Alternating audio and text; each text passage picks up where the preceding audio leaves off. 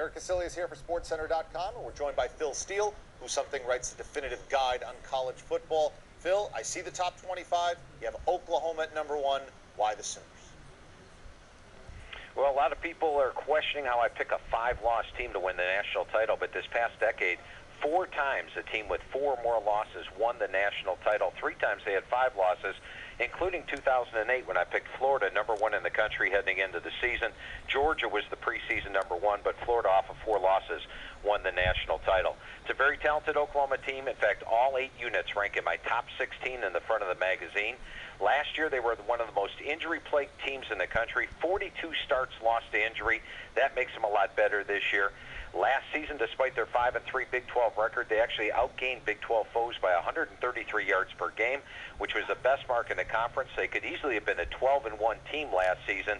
And finally, you look at their schedule, it lacks the landmines. I've got them favored by double digits in all their games except one, and that's Texas. Texas is a game where they lost their starting quarterback in the second series and still ended up with a 311, 269-yard edge.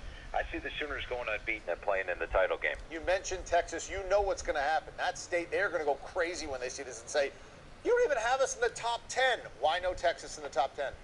Well, it's tough to put 3 teams from the same conference in the top 10, and Texas has to play Oklahoma, who I feel is the stronger team this year, and they also have to play Nebraska on the road.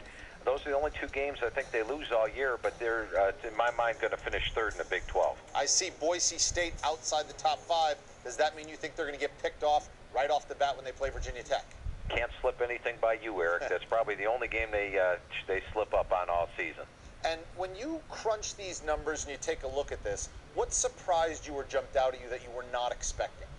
I think it was the Pac-10 is such a wide-open conference this year. I do 9 sets of power ratings, run them through the schedule, and the power ratings had 6 or 7 different teams winning the conference. It was one of my most aggravating conferences to forecast this year. And if I said to you, look, I need one team to start throwing around among my friends who follow college football that is sort of off the radar, which team should I come forth with?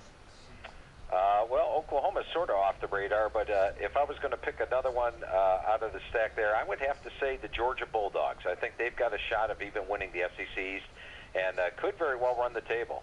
Excellent work. Again, you can pick up the guide. It's philsteele.com. Thank you very much for joining us.